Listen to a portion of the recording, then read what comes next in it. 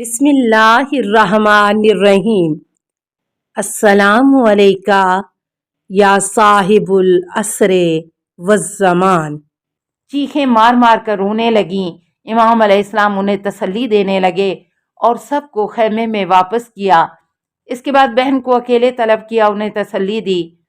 وَأَمَرَ يَدَاهُ عَلَى صَدْرِهَا سَكَنَهَا مِنَ الْجَزَعِ۔ آخر کار امام علیہ السلام نے زینب سلام اللہ علیہ کے سینے پر ہاتھ رکھا۔ اسی وقت زینب علیہ السلام کا دل سکون پایا۔ امام علیہ السلام نے ان سے فرمایا کہ جو لوگ صبر کرتے ہیں خدا سے بڑا اجر پاتے ہیں، صبر کرو تاکہ خدا سے اجر پاؤ۔ یہ سنتے ہی زینب خوش ہو گئیں اور اظہار خوشی فرمایا۔ پھر عرض کیا، یابن امی تبا نفسن وکرن عین فانکا تاجدانی کما تحبا و ترزا۔ اے ماں جائے تمہارا دل شاد ہو، آنکھیں ٹھنڈی ہوں، کیونکہ اب تم جیسا چاہتے ہو مجھے ویسا ہی پاؤ گے۔ وصیت جناب فاطمہ کی یاد۔ بعض نے نقل کیا ہے کہ جب امام حسین علیہ السلام خیمے سے چند قدم دور گئے، حضرت زینب عالیہ نے خیمے سے باہر آ کر آواز دی، بھیا ذرا ٹھہر جاؤ تاکہ اماں کی وصیت پر عمل کر لوں۔ امام علیہ السلام ٹھہر گئے۔ فرمایا، کیا وصیت ہے؟ جناب زینب عالیہ نے عرض کی، اماں نے مجھے وصیت کی تھی کہ جس وقت میرا نور چشم حسین دشمنوں سے جنگ کے لیے میدان جائے تو میرے بدلے اس کے گلے کا بوسہ لے لینا۔ جناب زینب عالیہ نے امام علیہ السلام کے گلے کا بوسہ لیا اور خیمے میں واپس چلی گئیں۔ تذکرۃ الشہداء صفحہ 311۔ امام علیہ السلام چند قدم چلے تھے، ناگاہ ایک کمزور آواز عقب سے سنی، بابا جان ذرا ٹھہریے، مجھے ایک حاجت ہے۔ امام علیہ السلام نے پلٹ کر دیکھا کہ سکینہ تیزی سے چلی آ رہی ہے۔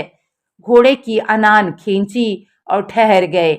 سکینہ نے رکاب تھام کر کہا، میری حاجت ہے کہ گھوڑے سے اتریے اور مجھے اپنی گود میں لے لیجئے، میرے اوپر یتیموں کی طرح نوازش فرمائیے۔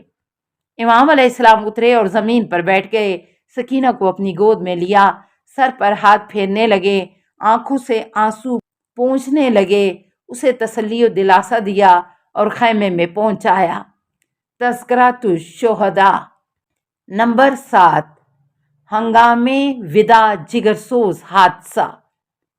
جس وقت امام حسین علیہ السلام اہل حرم سے رخصت ہو رہے تھے، سکینہ اور تمام اہل حرم کو تسلی دے رہے تھے، عمر سعد نے اپنے سپاہیوں کو آواز دی، تم پر تف ہے، حسین رخصت ہو رہے ہیں، اسی وقت ان پر چاروں طرف سے حملہ کر۔ اگر وہ رخصت سے فرصت پا گئے تو خدا کی قسم تمہیں دائیں بائیں حملہ کر کے تباہ کر دیں گے۔ فوج شام نے آپ پر حملہ کر دیا۔ امام علیہ السلام پر تیروں کی بارش کرنے لگے، بہت سے تیر آ کر خیموں کی تنابوں پر لگے، بعض تیر خواتین کو بھی لگے کہ ان کے لباس پھٹ گئے۔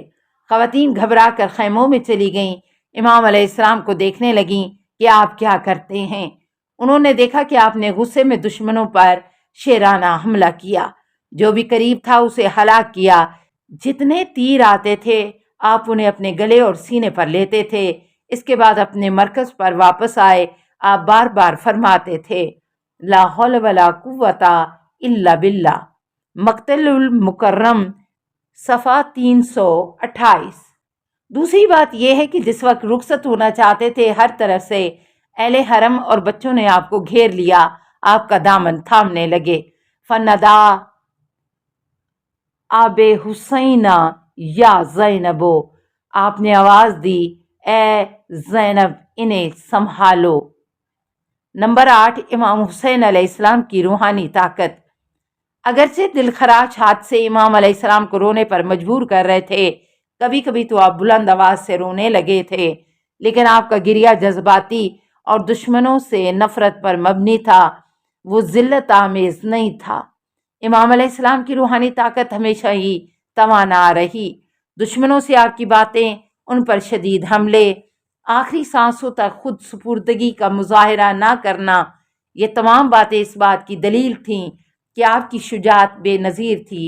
نمونے کے طور پر نمبر 1، آپ نے صبح عاشور بعد نماز صبح اصحاب سے بعد حمد و ثناء الہی فرمایا ان اللہ سبحانہ و تعالی قد اذن من فی قتلتکم و قتل فی ھذا اليوم فعلیکم بالصبر والقتال۔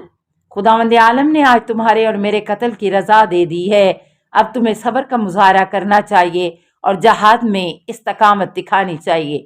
نمبر 2، جس وقت امام علیہ السلام اور آپ کے اصحاب پر مصائب کی سختیاں بڑھنے لگیں، دشمنوں کا محاصرہ تنگ سے تنگ تر ہونے لگا، امام علیہ السلام اور آپ کے انصار پرسکون اور تحمل کی ایسی بارش ہونے لگی کہ لمحہ بلمحہ چہرہ درخشاں ہوتا جاتا تھا، ان کے اعضاء قوی تر ہوتے جاتے تھے، لیکن کچھ ایسے بھی تھے جن کے رنگ اڑ رہے تھے اور جسم میں لرزہ تھا۔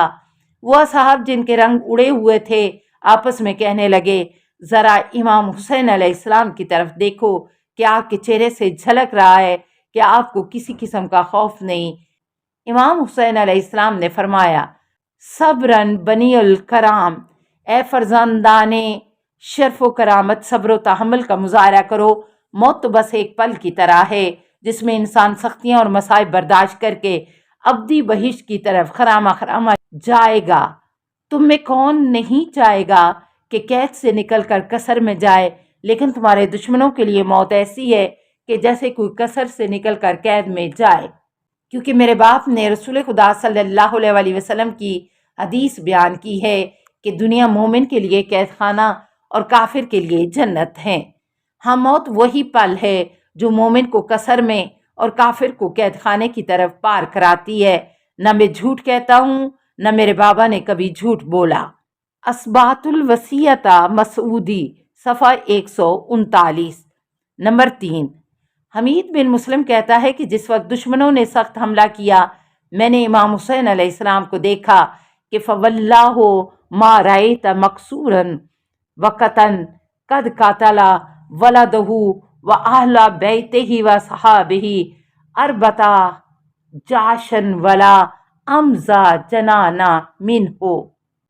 خدا کی قسم، میں نے کسی ایسے شکستہ شخص کو نہیں دیکھا جس کے خاندان کے لوگ قتل کیے جا چکے ہوں، اصحاب و اہل بیت موت کے گھاٹ اتارے جا چکے ہوں، لیکن حسین سے زیادہ قوی دل ہو۔ جس وقت پیادے آپ پر حملہ کرتے، آپ تلوار سے ان کا جواب دیتے، انہیں دائیں بائیں سے ہنکاتے۔ دشمنوں کی فوج آپ سے اس طرح بھاگتی تھی جیسے بھیڑوں کا گھلا شیر سے بھاگتا ہے۔ ترجمہ ارشاد مفید، جلد 2، صفحہ 116، لہوف، صفحہ 119۔ نمبر 4، دشمن کا ایک سپاہی حلال بن نافع کہتا ہے کہ جس وقت امام علیہ السلام گھوڑے سے زمین پر تشریف لائے، آپ کی شہادت کا آخری وقت تھا، فواللہ ما رأیت قتیلا، خدا کی قسم میں نے کسی ایسے مقتول کو نہیں دیکھا جو اپنے خون میں نہایا ہوا ہو، جو آپ سے زیادہ حسین اور درخشاں ہو۔ آپ کی نورانیت اور درخشندی نے مجھے ایسا جذب کیا کہ میں آپ کو قتل نہ کر سکا۔ عیان الشیعہ، جلد 1، صفحہ 610، ارشاد شیخ، جلد 2، صفحہ 116، مفید، لہوف، صفحہ 119۔ نمبر 5، زیارت قائمیہ میں امام حسین علیہ السلام سے خطاب ہے۔ فلما رأى واقع ثابت الجاش، جس وقت کے دشمنوں نے آپ کو دیکھا کہ آپ قوی دل ہیں، توانا ہیں، بے خوف اور جری ہیں، تو آپ سے مکاری کرنے لگے اور ہیلے ڈھونڈنے لگے کہ کس طرح آپ کو دھوکے سے قتل کریں۔